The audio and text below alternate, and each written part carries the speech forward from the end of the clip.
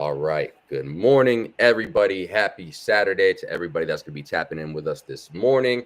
Whether you're joining us live in the moment or if you're going to be watching this after the fact, this conversation, as all of our conversations, most importantly with today's topic, put the guns down. We outside. It will live on the We Outside livecast channel.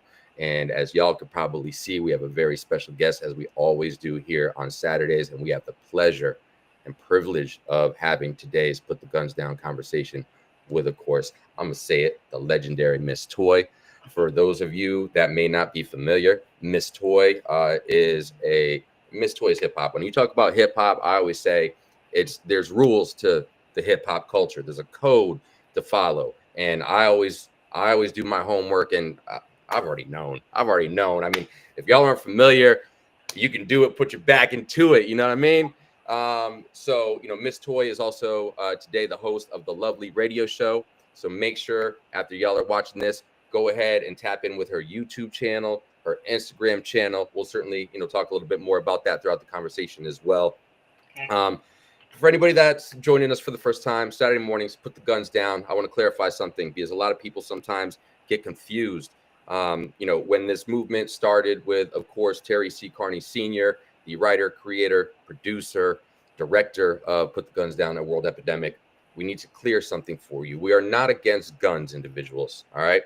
We are against gun violence. We are about making sure that we are getting the message out there of being aware of mental health as well, because that's a very big underlying component of gun violence and a lot of other things that go on in this world as well. So I know that's one thing that is very near and dear to Terry C. Carney Sr. as well.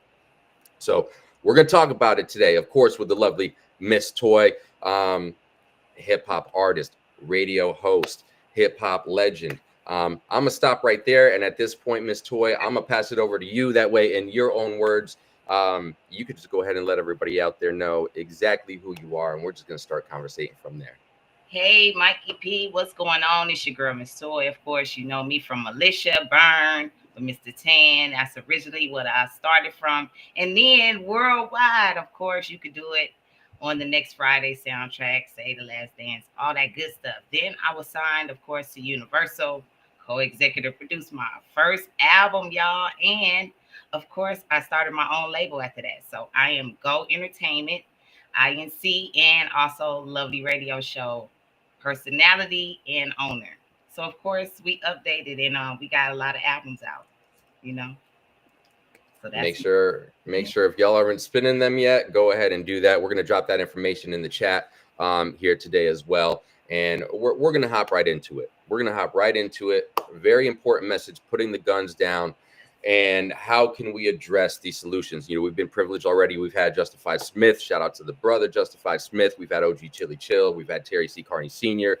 We had the pleasure of having Spice One on last week. And a lot of the similarities between those conversations that we've had so far, Miss Toy, is, what are maybe some solutions that collectively as a whole, because it takes a village, especially with something that we're talking about right now, where a lot of individuals have been maybe, conditioned or programmed that, if, whether it's a retaliatory standpoint, or just, I got to walk around with a gun. And that's always the first quick reaction, in certain cases, sadly. And, OG Chili Chill spoke about accountability. Justified, for example, spoke about, it starts at the home, where we have to make sure for the young kings and queens that are the next generation that we're looking to be that conduit to for a better life for every community, because this is a worldwide epidemic. 685 people worldwide lose their lives every day to gun violence.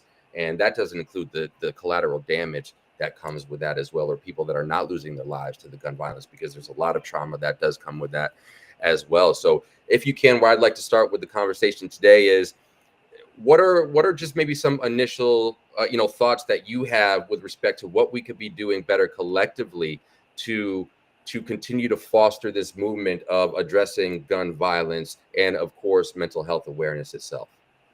First, get out of the programming. The programming starts, of course, in the music at home. So when you're saying at home, you still don't know what your kids are listening to when they're playing video games and when they're also just having their headphones on. So you can't monitor everything that's being said, but if something is repeated over and over again, then they start having a habit of something. So it starts where you break different cycles with people, and that's where the music comes in. Of course, we all have different type of styles out here, but when they came with the trap music and the drill music, and then they started putting the actual bodies in the songs, that made these kids feel like, oh, okay, I can do that.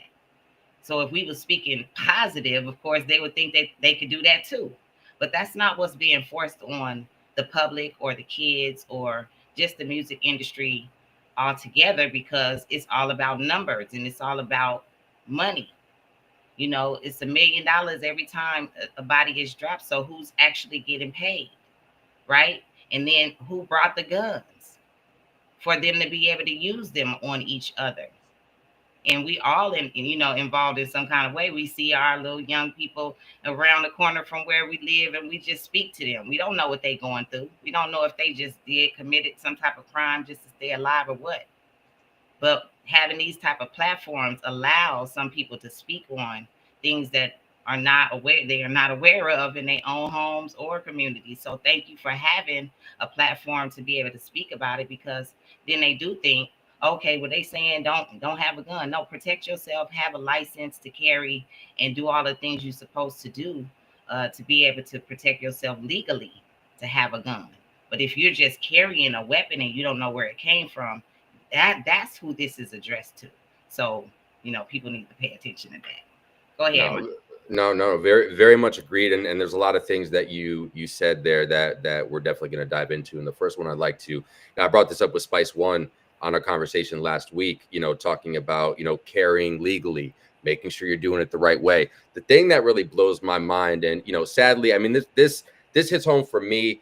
And I'm happy to be a part of this team and privileged, because I'm one of those collateral damage individuals with respect to gun violence. I was 7 years old, going to basketball practice in second grade at a church, nonetheless, Golden Hill Church in Bridgeport, Connecticut. Sometimes when I think about it and talk about it, it empowers me, from what I experienced. But at the same time, that's trauma that I carry, because I'm trying to go to basketball practice at 7 years old, and we end up not going to be able to go to basketball practice that night, because literally just before we pulled up to practice, somebody had just got shot, killed, unalived, right there on the corner. And I do, like, I can envision it, and that's part of the collateral damage that I was talking about. Even if you might have not been physically a victim of gun violence, that's what collateral damage is at the end of the day as well. And it's sad, because there's a lot of individuals that do fall victim to that, even if it's not the physical kind as well. And you're right. I think, one of the things, and something that sticks out to me with respect to what Ice-T said. Ice-T, of course, an executive producer on this film and documentary. Again, people, let me remind you, it's not a movie, it's a movement. This is real life that we're talking about. And you talked a lot about the music and what you had said a few moments ago.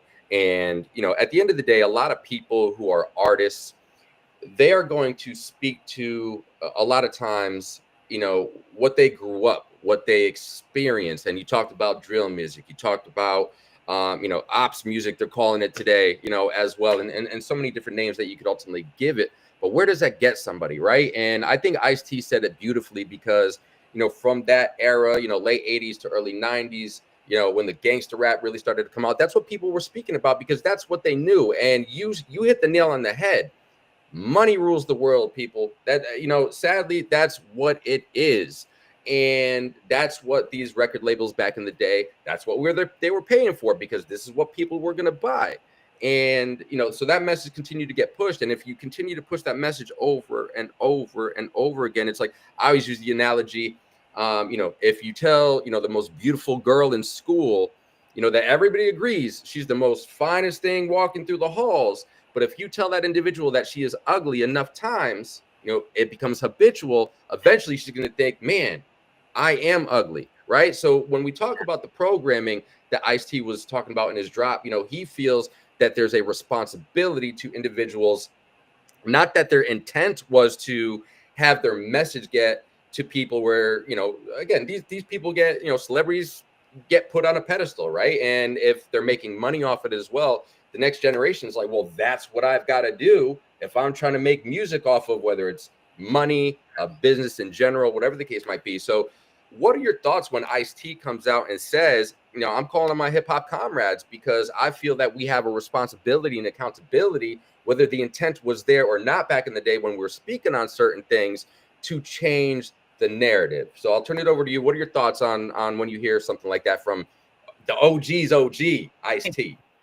Well, it's true. A lot of times young people are so influential. They're like, oh, I do this and I do that. So the younger generation, because these are still babies we're talking about, they're all influencing each other. And we had a big part in it. But when you grow up and you start learning, you do better. When you knew better, you do better.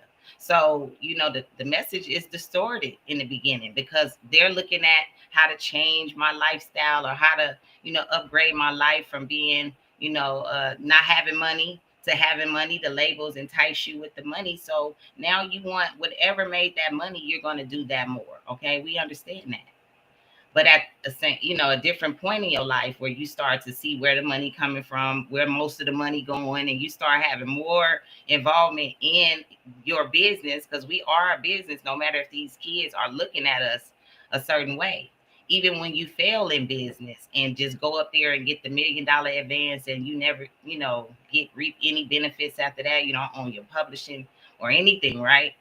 These kids are still looking at it like, let me go do something easier than that. Let me do exactly what the people want me to do because they watching you fail basically. And you're not failing. You're just in a situation you don't know all the ins and outs of the business. Nobody taught you that part. So just as easy as they can teach you how to shoot a gun, pick up a gun, sell drugs, all of that, they can actually show you how to be talented and get your business done. So when you do have deals with people, you can put yourself in a position to win. There's not always bad things that's happening in this business, but they always going to show that because that's what makes the money. So if you reprogram yourself, you'll start seeing these things and you will start moving a little bit different. But if you don't ever, hey, tap somebody on the shoulder and say, you notice this? You ever notice this in the business? Then they always just go with the flow. They like, oh shit, Young Thug just got out of jail. He's still rich. You know what I mean? So they just looking at whatever example they have in front, whatever the media pushes out the most is what they're going to copy. So we have to be an example. Like you said, I am an example. That's why my show is called Lovely Radio Show. We start with love because nobody knows each other. It's a new artist that's, in my DM every day sending me music, but I have a platform where you can just, tap in easily.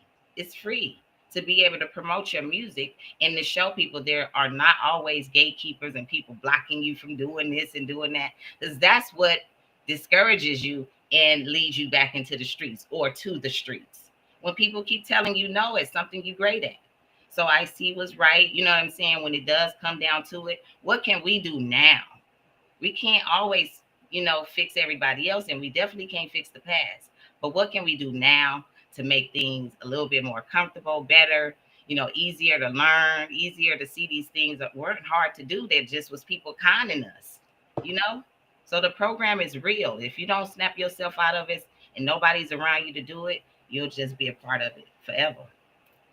No, you're absolutely right. And if we look at it from this perspective as well, the way that the statistics break down with respect to the humans and the world in its entirety, 85% of humans in this world are considered followers, 10% are considered leaders, and the other 5% are considered observers, right? Yeah. So I think, with what you said there with respect to the programming and the media and people, I mean, God, let's even just look at these crazy wars going on in this world right now. And it's sad to say this, but it's also real to say this. Wars today are nothing more than a business.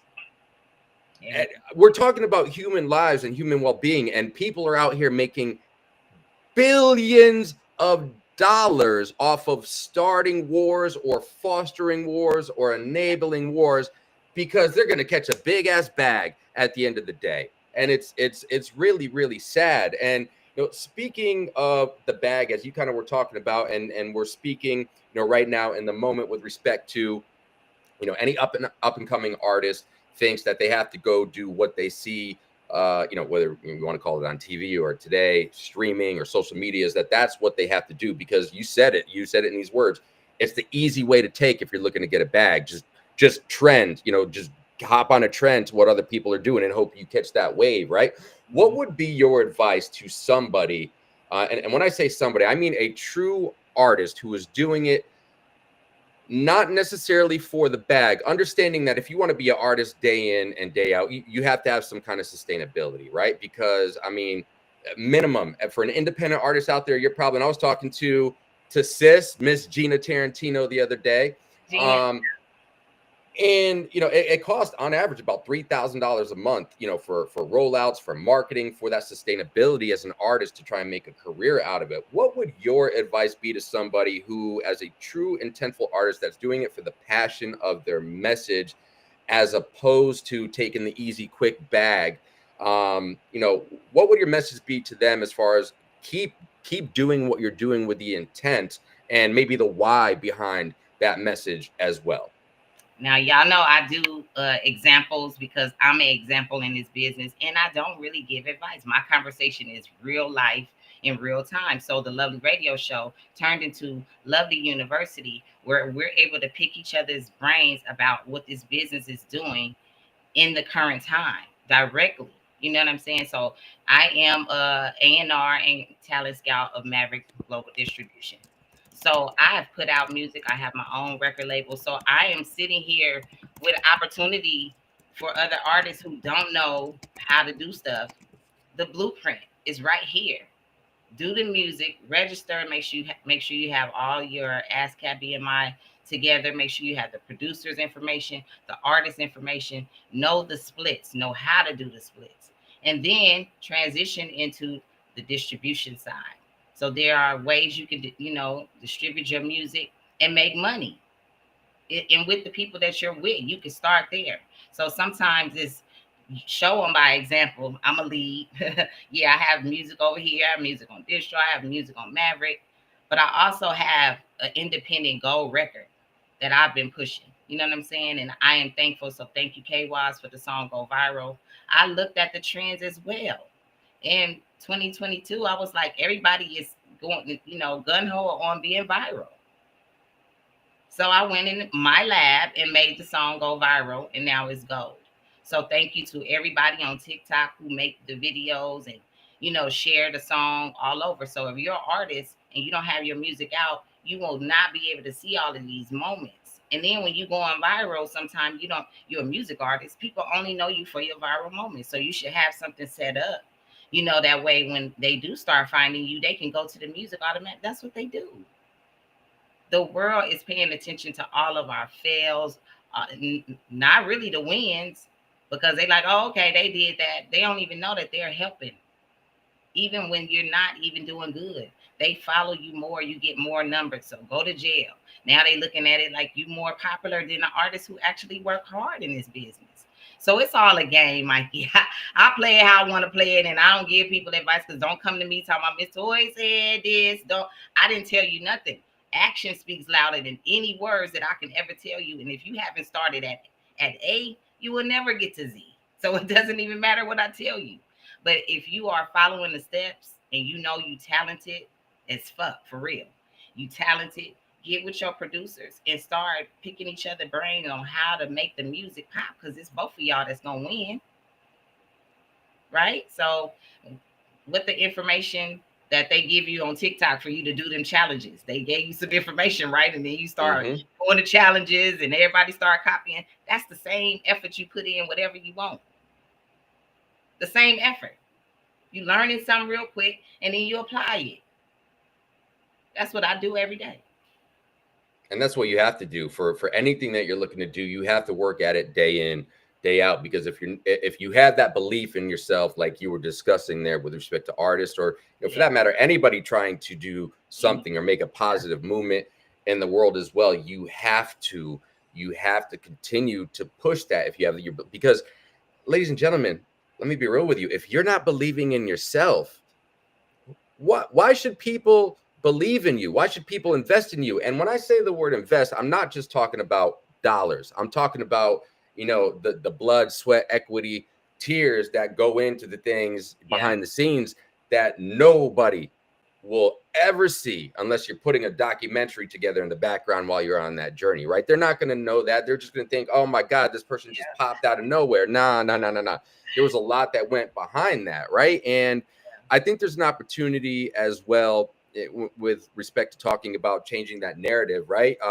One thing that really sticks with me that I heard Ice-T say on Big Court's Holding Court podcast. Big salute to both Ice-T and the brother Big Court and his daughter Rachel Renee in the Holding Court podcast. The conversation came up about being a square, right? And again, we're talking about Ice-T. Ice-T these days, to at least the new generation anyways, is most known for his work with SVU, right? Not a lot of people necessarily remember Ice-T, the body count Ice-T,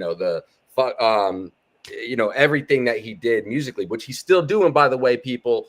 And he said something that I think is very relevant to this conversation when we're talking about changing the narrative and trying to be that conduit to the next generation. And he said something along the lines of, man, I'm happy to have squared up. And what he means by that, right? Because a lot of people throw that word out jokingly, oh, you just a square, you just a square. But Ice-T hit him right back with this. Yeah, I'm a square, but guess what I don't have to do? I'm handling my business the right way, but also I don't have to be looking over my shoulder. For anybody that's gone through, I mean, we experience many different chapters in our life, and clearly Ice-T has very much elevated in his lifetime. I mean, he is a mogul. Let's just call it what it is. He's a mogul. He's built many businesses and many lanes for himself, and he's proud of being squared up. He takes that as a compliment, as I do too. If somebody wants to call me a square, I don't care. I'm over here doing my thing. I'm building my business. I'm taking care of my family. I'm being an asset to the world. Call me whatever you want because it doesn't really matter to me, right? But what are your thoughts on being in a position where you can do the things that you're trying to achieve in life, but you're not having to worry about the mental health of yourself? You're not having to worry about, man, I can't walk around that corner and have to worry about something. What power do you feel that gives to an individual when they don't have to worry about that stuff that's going on behind their back, especially if there's not somebody there to get their six? When they tune in to people that especially have a great message to share, right? It's a good thing. I tap into a couple of different YouTubers and I watch different messages the same way. I feel like, oh, that was good what they said. It inspired me to do great today and I'm going to do great things. So that's my message within myself when I look at things. Don't watch things to make yourself upset about anything because that doesn't pay. If you're not getting paid for your emotions, because this internet, as soon as we log in, we're paying somebody. You may not be the one getting paid, but somebody getting paid as soon as we log in any of these apps. So then you start thinking about it like, I know how to do some stuff. We are all inventors in our own right. So we all invented and created lanes. We followed certain paths. Hip hop was my path. I started dancing first. Then I wanted the mic. I was like, all right, I'm done dancing. I wanted the mic. I got the mic and got on some great, incredible songs. And I'm still working with some incredible people to this day on my level. You know what I'm saying? And I'm also reaching to the ones that are actually active in their own career. Because for me to share your music and do all the things I'm doing, you have to share with me. Share your personality, your experience with my listeners. And then share the show. Right? And then I do more. I do way more than you even think about. Once I see that movement, I'm like, oh, okay, you own your shit. Let me, you know what I'm saying? And then my team sees that and we add you to playlists where you start going further and further. So if you don't ever see anybody helping, you always gonna feel slighted. You always gonna feel like somebody doing something to you, something, right? I don't feel like that. I don't get in this business to be upset with anybody. I love hip hop. You feel me? I love it. I live it.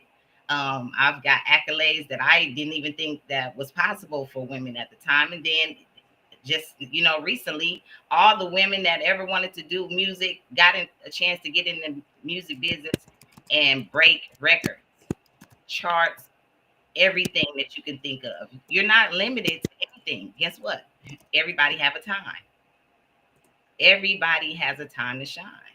But if you're not putting no effort in it, what's the point? So what I call myself, I'm not square. I'm all of the above. I'm a warrior. And so my movement since 2014, then I am a warrior. And when people, join my show, we end up doing music with each other. They're warriors. They like, what's up, warrior? You know what I'm saying? They start calling themselves warrior because they know that's something that defines themselves. It empowers yourself. Certain words don't empower us. So we, nigga, that don't empower us, but we take it and empower it. Mm-hmm. Right? So the same thing. What I call myself is what matters. I am a warrior. I've been doing warrior shit. I've been doing stuff that, they pretty much try to block me from doing a lot of times. People that didn't get a chance to work with me. So I still utilize my skills. Like, what can I do? What was they doing that I could do now? I'm not making excuses. So don't make excuses in this business. Call yourself what you want. Be square. Because being square means intelligent now. You could be a nerd right now and be the best video gamer in the world right now because you learned all of these square things that people teased you for in school. Now you make money for it. Don't let nobody even worry you about what a name is. It's what you call yourself. No, I couldn't agree more, because at the end of the day, we all have to look at ourselves at the end of the day. And if we're looking for, let's call it influence or validation, maybe is a good word to use from other people. Again, I'm speaking from my experiences personally. If you're looking for validation from other people, you're a little lost.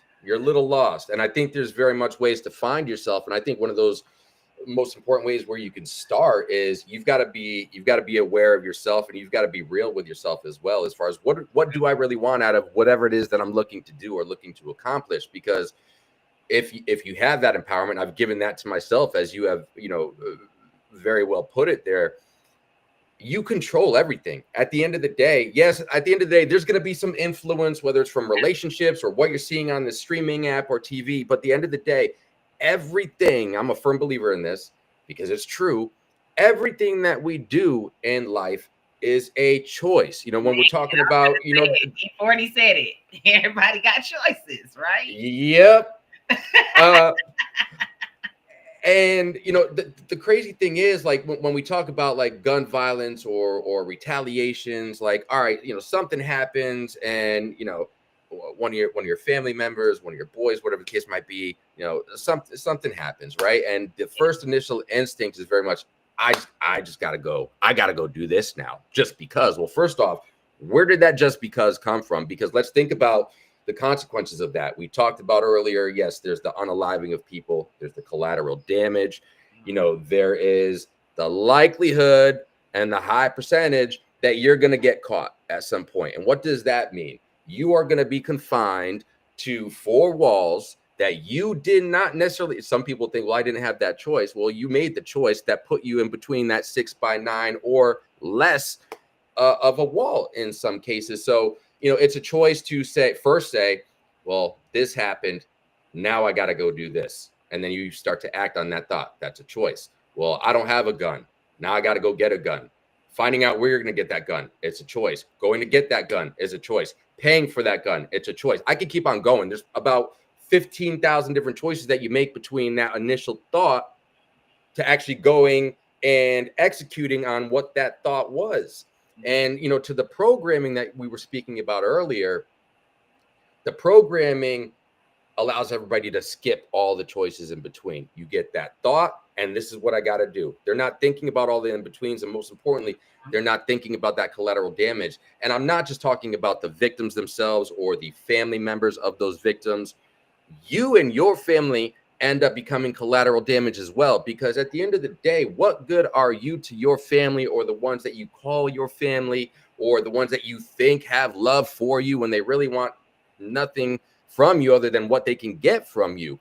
What good is that going to do to you? So I think it's important that we have to continue to speak on communication, which is what you're talking about earlier, because at the end of the day, and let me know what your thoughts are on this, if you have the opportunity to sit with somebody that you feel, or somebody society would say you're the complete opposite of, right? if you go by the 80-20 rule, and what I'm talking about there, people, is listening 80% of the time, speaking 20% of the time, and you can sit down and have a conversation with somebody that you even feel as an individual is complete opposite of you.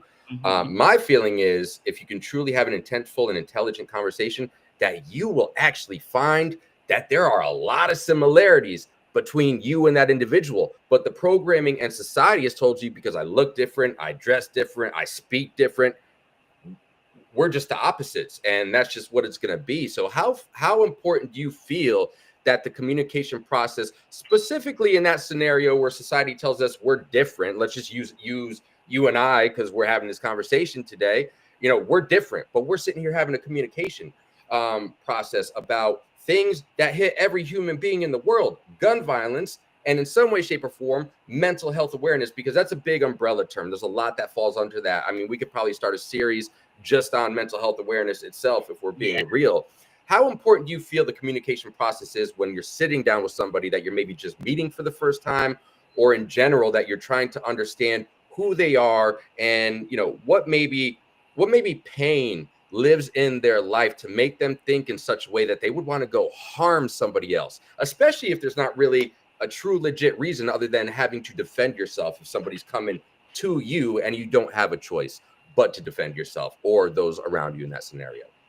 Well, it is very hard to, decide who is who nowadays, because the internet has really messed up a lot of people, especially if the school system is already failing and everyone goes to the internet for entertainment, education, whatever, right?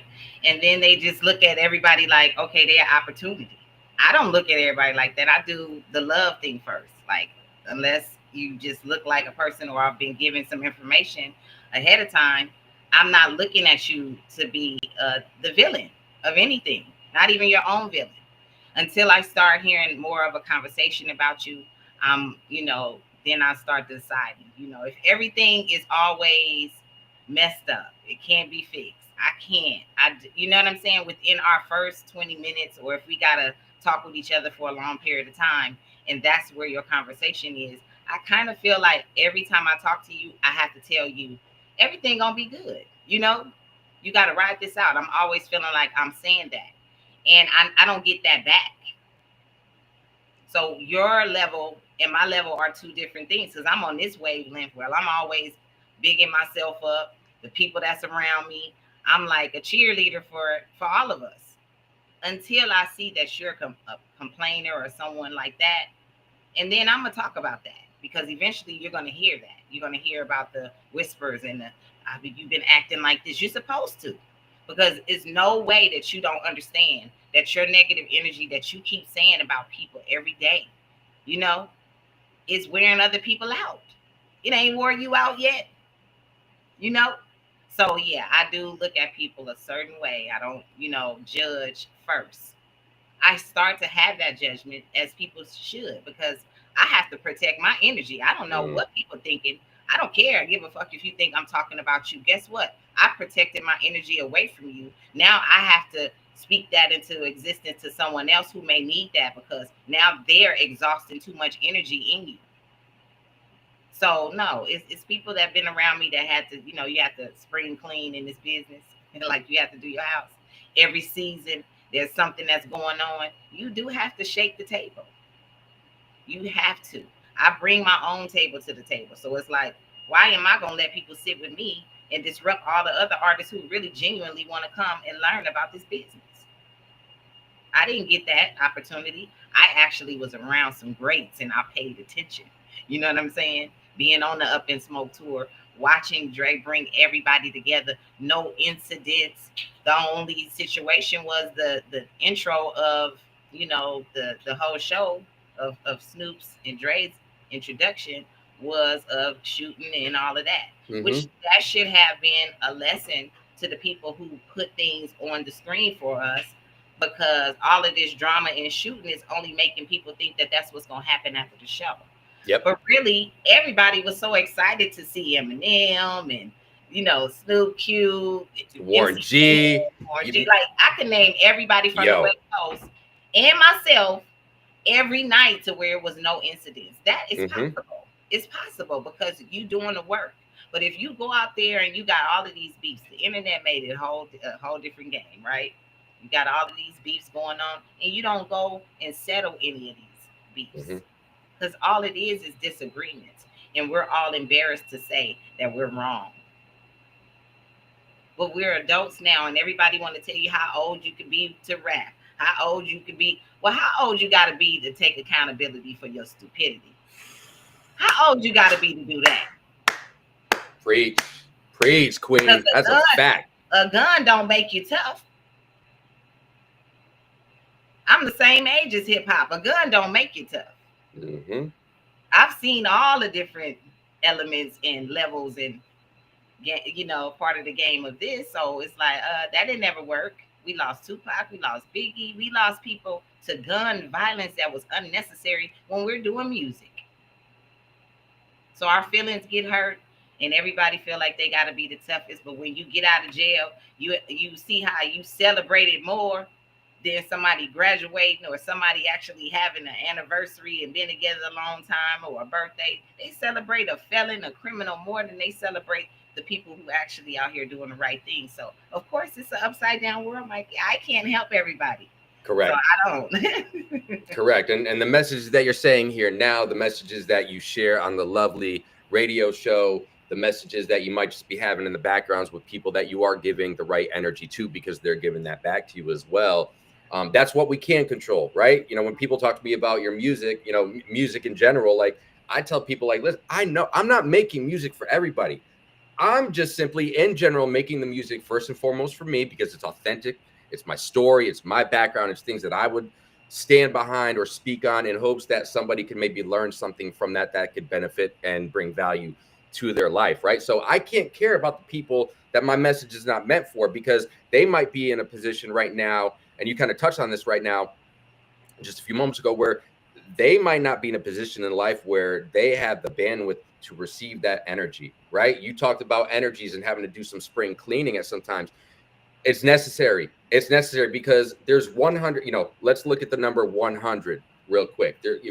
In a whole of something, mathematics is a universal language. So this is speaking to everybody in the world, right? When you take the number 100, there's no more than 100% of something that is a whole. So in order to bring something new into your life, whether it's a new energy, it's a new opportunity, it's a new blessing, you sometimes have to make room for that blessing. But with that comes elevation as well. And again, we've been talking about a lot of choices today, and that is a choice that you have to make. You can either choose to stay in that scenario, whether it's with a person, it's a business relationship, it's a collaboration.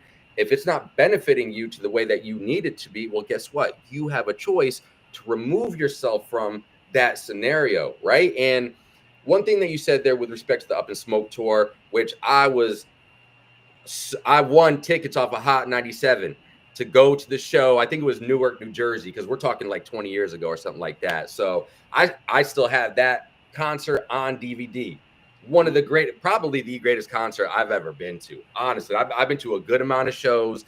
Man, that was a show of shows, let me tell you. But what I want to specifically say to that is there was no incident. There was no incidents, like you said, on every date of the show. And there were probably, 50, 60 dates, give or take, on that show. Not a one incident, because it was about peace. It was about love. And for people out there, let me drop some knowledge on you real quick, if I may, Miss Toy.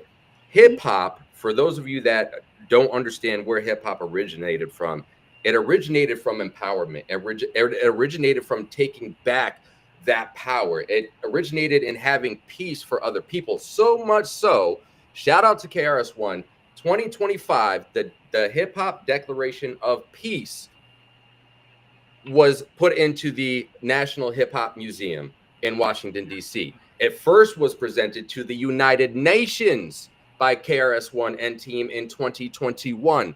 So when you talk hip hop is a lot of things, but it's about peace. It's about empowerment. It's about understanding of those that may be different from you, because guess what? Hip hop's not a color. Hip hop is not something that you do. Hip hop is a culture. Hip hop is a lifestyle. It's, just because you're a rapper, that does not make you hip hop. Sorry if I bursted your bubble right there, but that's a truth bomb for yourself to go and grapple with one way or the other. And then you're going to make a choice to understand, do I want to be hip hop or do I want to be a rapper? So I'm going to leave that with y'all right now. You said it. You know hip hop. You are hip hop. Clearly, when you hear things like, KRS-One doing that and what hip hop really stands for and what it means, what is your interpretation? What does hip hop mean to Miss Toy? It's actually the self promotion of greatness from every neighborhood around the world. And we're all connected in some kind of way. So the hip hop culture and the elements, just like, schooling, you have to elevate to the next grade, elevate to the next grade until you graduate. And that's the same thing with hip hop. You do have to elevate to certain levels in this game in order to graduate or to feel self awareness of that you're recognized in this business. And that's kind of good for a lot of artists. Like, we don't look for every dime and dollar. We look for the people that's like, we would never think we were going to touch in Australia or Germany, and all of the different feedback we get from people who go to our stores and get our merch and we never met before.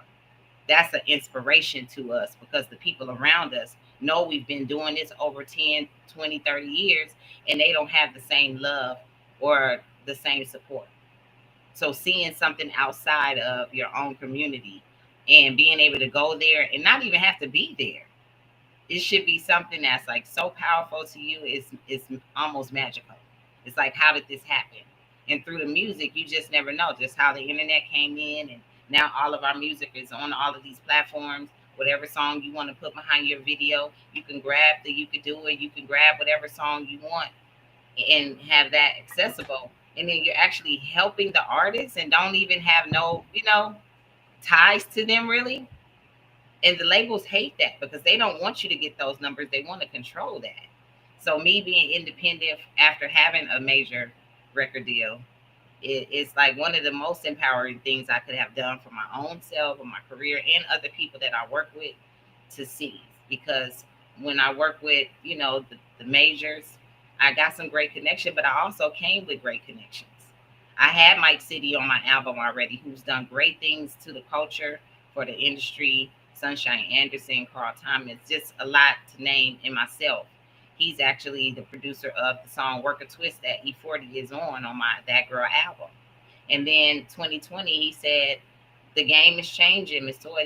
Let me see what I can do, because I think these libraries is what we going to be able to eat off of if we get our music played in all of these different TV shows and all of these series and commercials. And I said, well, City, let me know what's going on. You know what I mean? Because I got my own studio now. And before I got my studio, I just went in the studio with him and we did our first record together for the libraries. It's called Real in the City. And it was right when the pandemic was happening. A lot of stuff was going on. So I was writing, it was real in the city because the shit was getting shut down right in front of my very eyes. And so a lot of those songs ended up in NFL, NBA. They play it in the stadiums, a lot of shows. So I did pay attention to that. And I was like, even though I'm going to still release my records, whenever City called me and we have an assignment or a mission for me to have another record or something specifically for the library, I'm going to stop whatever I'm doing to do it. Because that is where my money is. And I have to understand that. And so as an artist, I have to take charge of what is important to me when it comes to this music business, who to work with, who to continue to network with, and also who to let go. Because they're not bringing anything that I can even bring to the people that's helping me. You know what I mean? You can't bring nothing to me, that I don't already know. Then what I need you for? I need to learn every day. There's no value for you in that relationship if there's nothing there. And to your point from you were talking about earlier, why am I going to sit here and give value to any type of relationship, whether it's a business relationship, it's a significant other, it's a mother, father, brother, sister, cousin, it really doesn't matter. And I agree with you there, because that's part of value for yourself as an individual, as well as your brand, for you as a person and how people are viewing you. But it's also, I think, an opportunity for people to understand, when we talk back about choice, the control that you do have as an individual. And if people really understand and take that step back of, man, what do I really control? Well, shit, man, you actually control a lot more than you think about. You think that you can, but because again, you're in a like I am controlling, you are controlling being on this conversation right now. I could click off this conversation right now. You could click, That's for but sure. we're choosing because we understand that there's value in this conversation that we're having, which is something. And I tell Terry and Swab, shout out to both Terry and Swab. I tell them all the time, with all the people that I know you are very aware of that is associated with this movement, put the guns down, a world epidemic. What we're talking about is greater, and there's a lot of dope people who've done a lot of dope things. This is bigger than all of us put together. I was Put gonna say together. definitely bigger than all of us. It's who has experienced the most that can tell a longer story. But even the short stories of somebody being involved in any kind of gang violence or having to even see it on the news or, in the world that's happening with the wars, it can still move you. And see, they want to desensitize us from everything that's violent and make it seem like it's the norm. And it really isn't. So you should think about it. Like if your kids grew up just shooting everybody, you know what I mean? You wouldn't even get to see them. What if somebody did the same thing to them and so they wouldn't be here? So it's always a, consistent thing that's always going on, perpetual violence because everybody feel like they got to be the one that win and get the revenge. We don't. Nobody wins in violence. Nobody wins in a fight because everybody still got hit. You know what I'm saying? So Yep. it's a lose-lose situation when it comes to gun violence, and we haven't tapped in enough that it starts with the mental illness. And because, like I said, the schools shut down in a lot of places in California, a lot of the schools that people grew up in those certain areas now they have to join together in certain schools, and maybe it should have been like that in the first place. But I feel like to take people out of their communities to shut down schools just goes to show you have to teach your kids at home. Education has to start at home. It has to start with the ABCs. It has to start with the one, two, threes, whatever. But it has to start at home because they learning from you every day. If you keep picking up that phone every day, that baby gonna know how to work that phone more than you because that Mm-hmm. baby watched you from when it was before it was even born. You had this device in your hand, so even from feeling, they know how to work these computers because, of course, they're so much more advanced now than we were because we didn't have computers and all of that stuff until we got to high school. And now we're adults with all of these devices. But these babies, they grow up with them.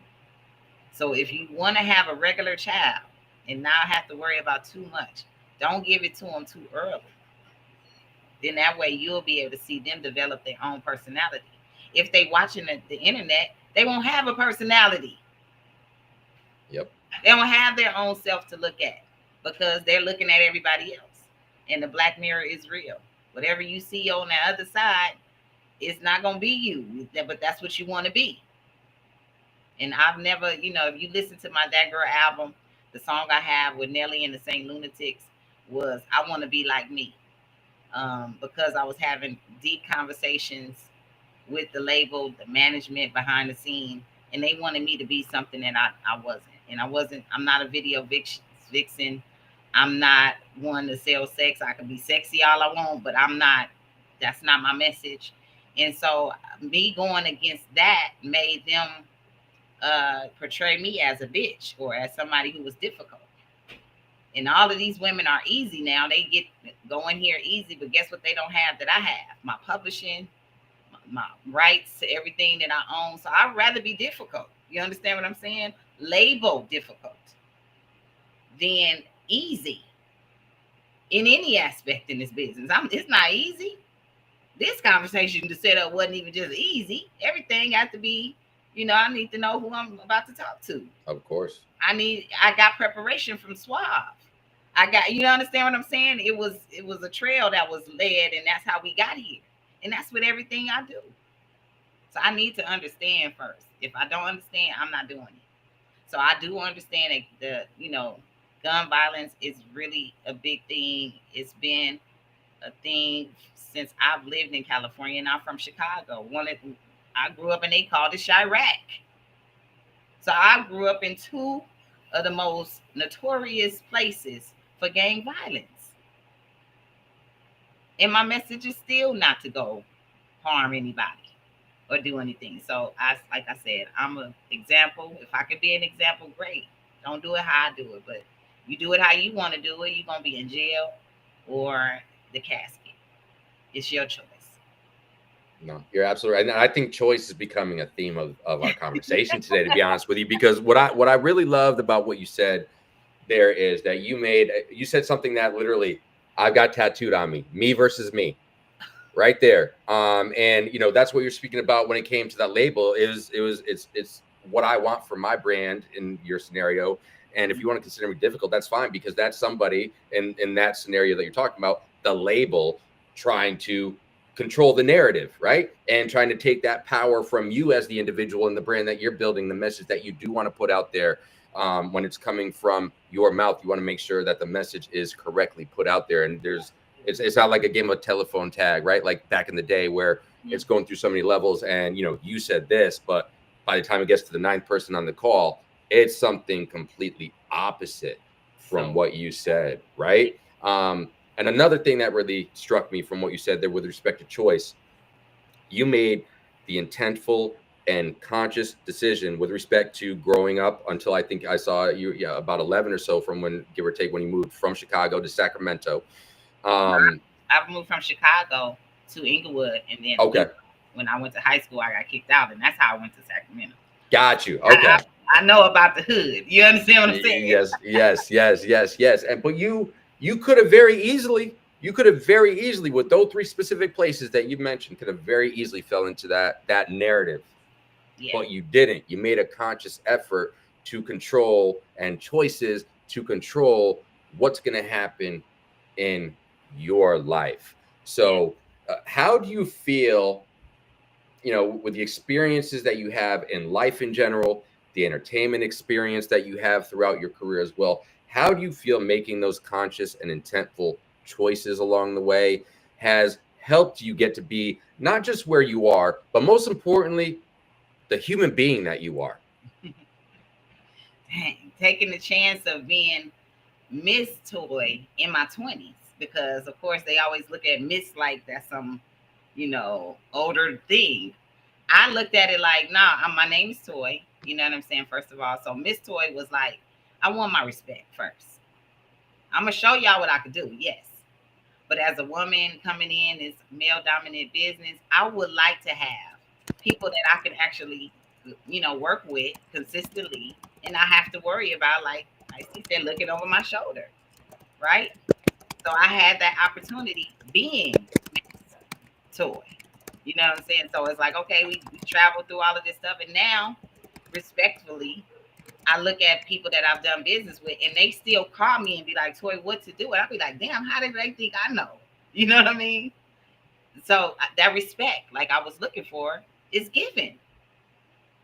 It doesn't have to be where people just come and paying me all this money to do this. I do consulting as well. But it's the fact that you guys can learn with me, and I can learn with you. How can I elevate this? Because I'm going to utilize this in my own business every day. So it's not something that I'm going to, that's why I say I don't give advice. It ain't free. If you pull up to my show, that's giving value to my show, because other people have life experience as well. And we've all had some kind of journey through the music. But if we connected and we made money together, that's a beautiful situation. People can make it seem whatever it is. But you got artists and producers out here like Timberland, giving, these people hell by getting all of their music, and now they thinking this shit is stolen. I don't want to be in a position where people don't understand. If you don't know how to protect your music, you need to get a lawyer. You need to go look it up. They got Google. You can find out.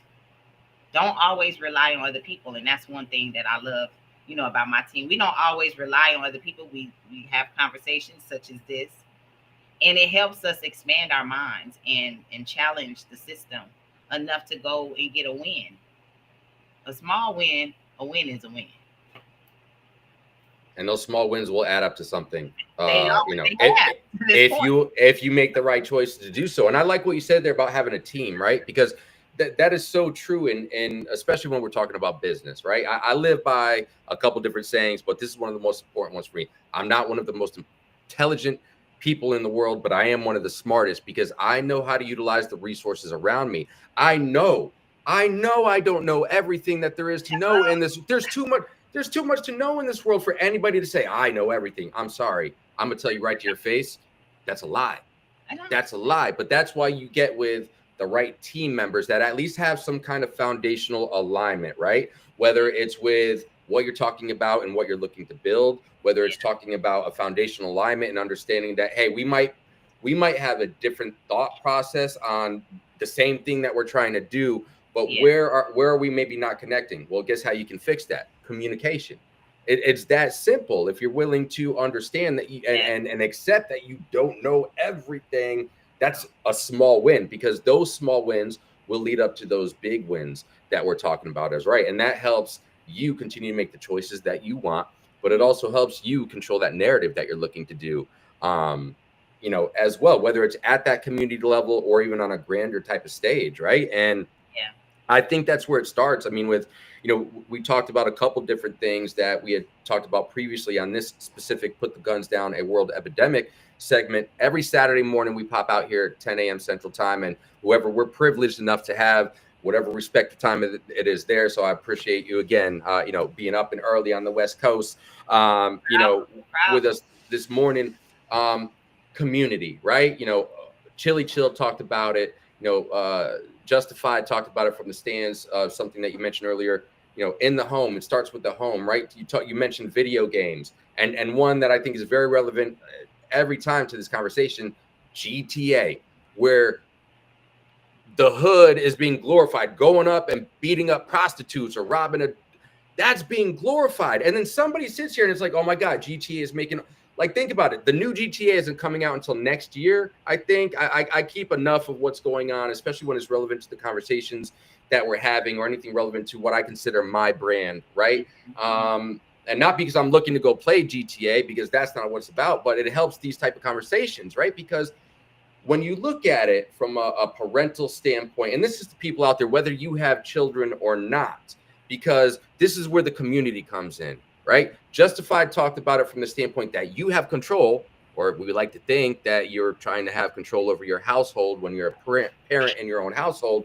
And if not, I grew up in a day and age, I was born in 81, right? I grew up in a time where, if I went and did something and somebody in the neighborhood, an elder in the neighborhood, called me out on the stupid shit that I was doing as a kid, whether they yelled at me or like it was somebody close enough, if they gave me like a little whooping, like my brother, Jonah Bryant, I've known Jonah Bryant since I was 5 years old. His father, Michael Bryant, is like a second father to me. If I was over Jonah's house and I got a little whooping, I'd go home and tell my mom or my dad, be like, yo, yada, yada. The first response was, well, what did you do? And I think we lack an accountability in the community as a whole. I think, of course, this is part of the programming as well, because I'm not, let me be very clear. There are some parents that are lazy out there. It just is what it is. But there's also, on the other side of that coin, the way that we are programmed, the way that society is making it so hard for the people to succeed out here, parents to succeed out here a lot of times these days. Because think about it from this perspective. Men lie, women lie, numbers don't. That's a line from Jay-Z, people. And here's a number for y'all to calculate in your head. If you are lucky enough to have $1,000 or more in your bank account right now today, you are richer than 75% of the people in this United States. Think about that for a second, right? So think about Corrupt's new single special. He said he ain't got $1,000. You know what I'm saying in the song. I'm just saying. About that. It's so true though, because there are, going back to what I said at the beginning of this part, there are parents that are just lazy, and they're parents that are just gonna hand over the phone or the tablet or the TV, and they're not doing what they need to be doing for whatever the reasons, right? Yeah. But there are the parents that are put in a choice. Well, do I stay home and care for my individuals, or do I go and work where literally damn near all the money that I'm making from work is going to some type of daycare? Daycare is not cheap, people. I mean, my daughter is almost 11 now. She actually about to turn 11 in 3 days. And I remember going back to when she was 2, 3, 4 years old, $1,200 a month, $1,200 a month. And luckily we're in a 2-parent household where I'm not saying it was easy to shell out that's a rent payment. In some cases, that's a mortgage payment for some people. Yeah. And we get it, but not everybody has that ability. And some people are sadly put in the choice of, well, do I just stay home and raise my child and just kind of struggle through life and make sure we can make ends meet to keep a roof over our head and food on the table? Or do I give the care of my child or children in some cases to other people so I could go and try to make that living that we're looking, to do as well? So I think there's a big part of very much at home. It ties into the programming that we were talking about earlier. And I think that's a given. But the community, where do you feel that in today's standards versus using myself as the example, growing up in the 80s where, hey man, if I got whooped at or yelled at by somebody in the neighborhood because it was a close knit neighborhood, what are your thoughts on the responsibilities or the accountability that might be lacking at that local neighborhood and community level where we can maybe kind of start to maybe band together a little bit better today that we've not had the ability to do, in the past leading up to this moment?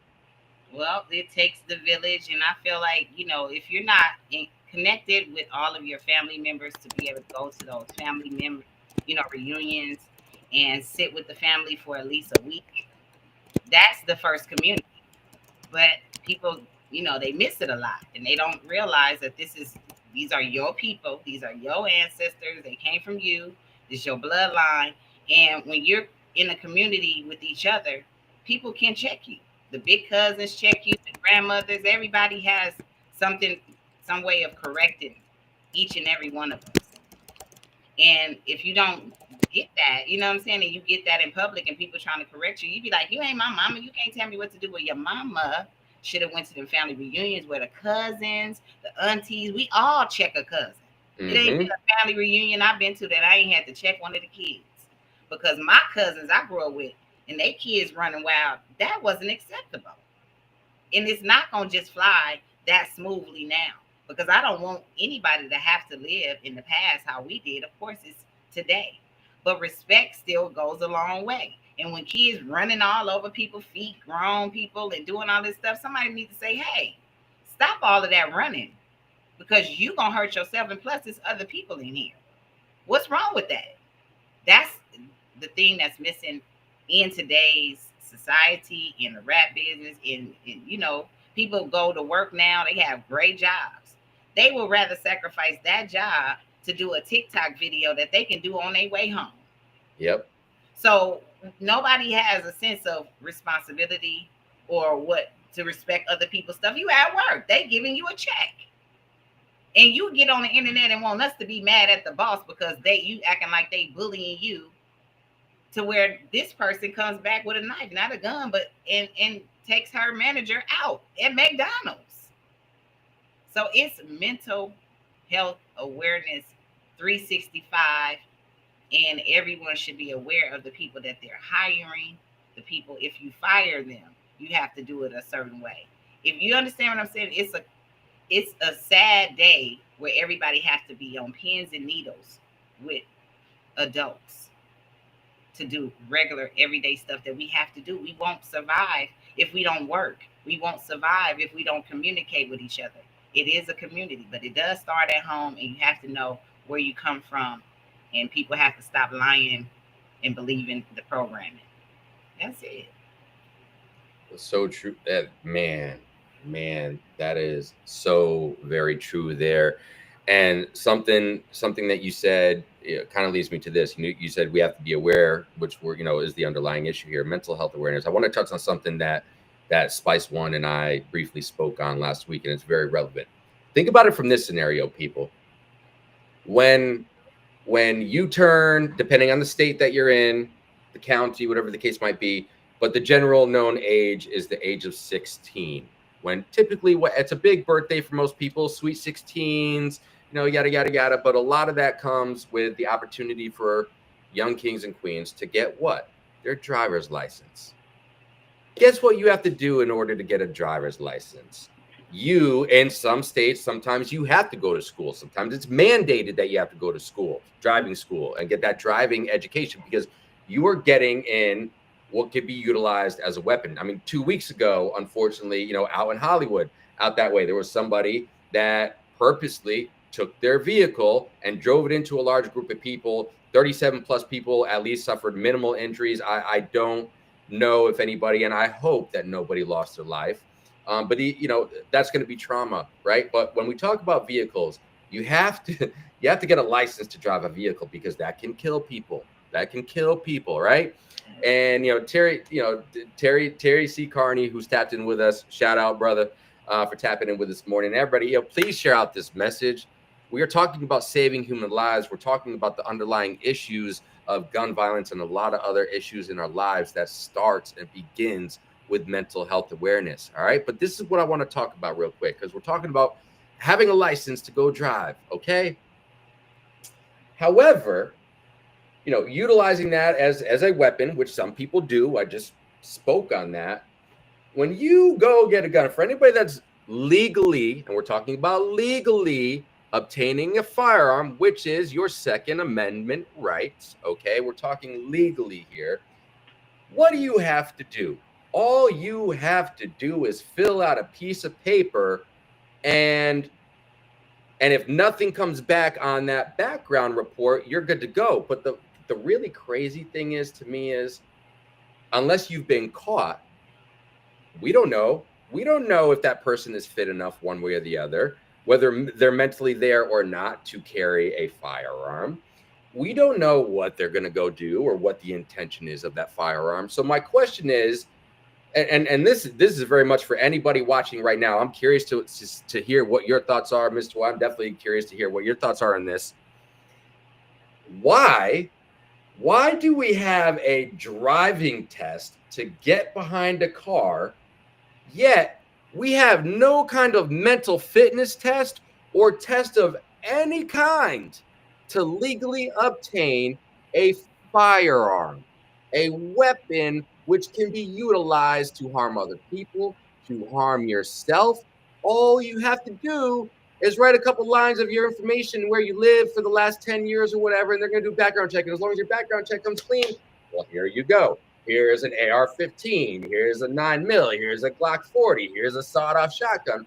Whatever you want. You don't have a license, but now you essentially have a license to go buy whatever you want, and in theory, do whatever you choose with that. What are your thoughts when you hear something like that, Ms. Joy? It's about money. It's about money. At the end of the day, they don't care. And then, the other people who created all of this mess don't want to be scrutinized for getting something that they utilize to maybe harm other people. And then the other side, wants to get these guns, and then they want them to use them against each other. So that's why they don't make it hard, because once they use those and the bodies drop, the millions drop into those accounts, the money goes up. And then the news only is going to spread that this happened and this is what's going on. Nothing good about any reports. That's why they had us so caught up with the Diddy trials and everything that's going on, because the wars was going to happen, the killing was going to happen, and it wasn't going to be nothing that anybody can do about it, because your attention is still on this. And you're never focusing on actual what is the process of someone that has mental illness getting a gun. What should be a process, right?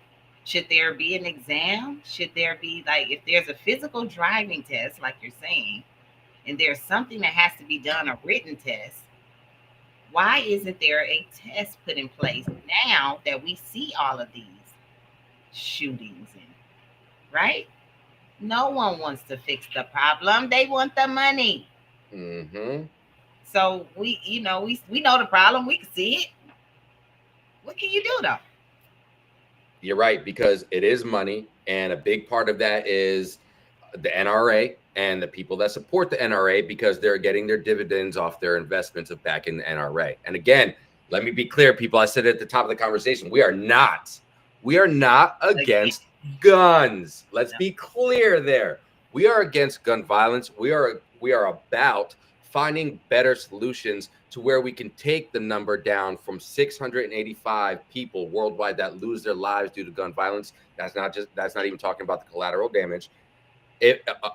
You talked about small wins earlier, Ms. Toy.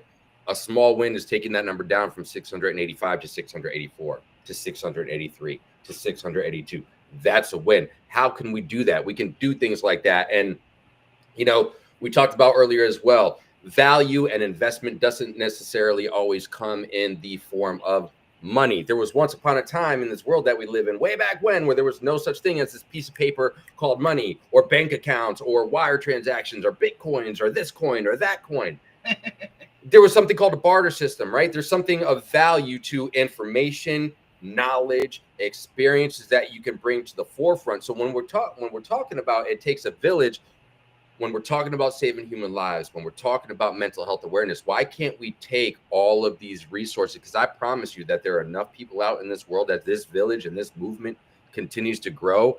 I know that if we actually all came together, the people that are like-minded foundationally with respect to being against gun violence and saving lives and the collateral damage that comes with that, I know for a fact that we will be a stronger power than that of using this in the example of the NRA and whatever super PACs and backers that they got going on. They could have all the money in the world, but if you get enough people together, you can become a larger conglomerate, whether you have the money or not behind it. Because if you take, let's call it 8 million people, in total that are a part of this movement and community, I promise you that 8 million people is going to grow to more, because those 8 million people know other people that foundationally are aligned. And again, it has to start somewhere. It's not going to happen overnight. It's not going to happen in a month. But I was talking with Suave the other night. This is where it starts. It has to start here. And, again, this is something that I always bring up on these shows too as well. Shout out to the late, great Tupac Shakur, as you mentioned earlier, of course. If y'all have lived under a rock for the last 30 plus years, sadly a victim of gun violence, he says something along the lines of, I may not be the one that changes the world, but I may be the one that sparks the mind that changes the world. And that's exactly what this is. We might not necessarily, live ourselves and being a part of this movement and giving ourselves to this message to save human lives and be aware of mental self-awareness. But at the end of the day, whenever it's my time to physically go, if I can read a statistic that we're at a number of 680 people worldwide losing their days or losing their lives daily too, that's a win. That's something that I'm happy to stand on, because that means we're moving in the right direction. And that's what it's about. It's not about garnering this attention. So why can't we continue to come together as a community, not just in our own communities? I'm in Kansas City, you're out west. We're building a community here. Worldwide, these are communities everywhere. We need to have that intent, because it's cool to come out and have these conversations, but this is not just a one-time conversation. This is something that needs to continue to be talked about over and over, because that's how you inspire change. That's how you affect change and the narrative that comes with what we're talking about. Let's take that power back, because again, it's a choice. It's a choice. So let's come together as that community and continue to do so. What are your thoughts on hearing that? You guys are doing a great job. Let the lovely radio show know when you guys need some promotion and want to stop by and spread the word even further. That will be great, because, like you said, it's a continuous conversation to put the guns down in every city, in every hood. So when you're trying to do something great, don't let people block it out with the negativity. Bring good energy in it, and don't think harm first. Just think how you can help so many other people, because you're going through something in real time. And then a lot of people love being the hero at the end. I don't understand why y'all don't see that. You love it even when you had a bad start in the beginning, and then later on everybody praising you for being great if you was in the military. Even when you go to prison and fuck up your life, they help you rehabilitate yourself. And some people get a lot of accolades and get released early. In life, there will be challenges. Nobody said it was going to be easy. But if you're not dying naturally, why would you have to kill anyone, you know, for anything that's going on? It's already war, it's happening. And that will continue to happen as long as there's greed. But on the levels where we're trying to reach the kids and stuff, y'all got the phones, be creative, do your TikTok videos, do your, your music, do your art. and let us enjoy you that way. You don't need everybody. And that's why there's a lot of conflict. And if there's no resolution, there will always be some kind of drama and beef. And we're not here to squash everybody's problems. That ain't what I'm here for. I'm here to bring a lot of love, especially from the Lovely Radio Show, to the artists or business owners who looking for another way. A new way, a new opportunity can come and then it'll change your life. So, still put your guns down and keep your heads up. And we still here to support you guys. Nah, bless up, Queen. I appreciate this. This has been a beautiful conversation. As we always tell all our family members, the door is always open. Anytime that you want to come out and have a conversation with us, the door's unlocked. Always, always. But before I let you get back to your regular scheduled programming here on your Saturday out west, any final thoughts that you'd like to share with everybody outside with us today, or any shout outs that you want to give? Definitely make sure, let people know where they can find yourself again. We're going to make sure that this gets in all our chats, because if y'all are just tapping in with us right now, real quick, this show is going to be living on the We Outside Live podcast channel on YouTube. So if you're just tapping in and you're like, yo, this is dope conversation, it's going to be there. This will be there. We have this conversation always on a Saturday morning, 10 a.m. Central time. So please tap in with us, because this conversation happens every Saturday going forward, because we will continue to be a part of this movement. So I digress. I'm going to get off my soapbox. Any final shout outs, thoughts? Let people know where they can find you, where they can find the Lovely Radio Show, which we got to talk offline, because I think we're going to be linking up in a couple days ourselves. So I'm looking forward to that as well. Absolutely. Definitely, MissToyWorld.com is my website. You can go to MissToyWorld.com. Shout out to Suave. Shout out to my management. Everything is going in its proper order. You know what I mean? So thank you, Chill. Thank you to, Maverick Distribution for having a great opportunity for new artists. Also, Lovely Radio Show every Wednesday and Thursday. We're live, 7 p.m. Pacific Standard Time. You can catch me on the official Miss Toy, or if you're on Kick or Rumble, you can join us from any of those platforms. Also, thank you, Mike P, for reaching out to me and letting me know that this conversation was even being had on a Saturday morning, and I'm with it. Anything positive, y'all can send my way, especially if you're an artist or producer and you own your music. Please stop by for a live review on the show. We just need where to find the music. Spotify. If you got the music out, we can find you, and we can play the music live on our show. So, we welcome new artists. We welcome veteran artists. And don't be scared to pull up. Don't be scared to join the show, right, directly, because that's how community works. It's no gray area. You know what I mean? So I appreciate everybody. MissToyWorld.com. I do have a new single out called Callie Hayes, featuring Miss Storm. She's our Midwest sister and warrior. And that is produced by Sway Boogie on the beat. He's from VA. And then shout out to everybody that's co-hosts on my show, Dahlia Riley, K-Waz, and J-Pad. It's been a wonderful time talking with you, Mike P. I really have a great time talking with anybody that want to save lives, so salute. No, I appreciate the time, because I know you are a very, very, very busy woman, and you took the time out of your day to pop on and have this conversation for the movement and with myself. So as I told you the other day when I first reached out to you, it's an honor and a privilege, truly and sincerely. I mean that. For anybody that tapped in earlier, when my shirt was somebody was like, "Kill, why is this dude talking about put the guns down?" Let's let you know what I'm wearing today, people, because this is part of the programming. Yeah. This is part of the programming that we've been talking about, and the choices that we are told that we should or should not be making. You have a choice. Yeah. Which choice are you going to make? I just want to give a quick shout out to, of course, Put the Guns Down movement, headed by Terry C. Carney Sr. Of course, you already dropped his name. I'm going to drop it again. My brother Suave, out that way. Everybody that is a part of this movement, please, people, if you feel that you would like to be a part of saving lives, checking mental health awareness, reach out to me. Reach out to me. We are building the village in the background. This is just one of the many platforms that we are looking to build from. So hit up me directly at Mikey P on Instagram. You can hit me up on the We Outside Livecast on Instagram. I want to say just a quick couple things too right now.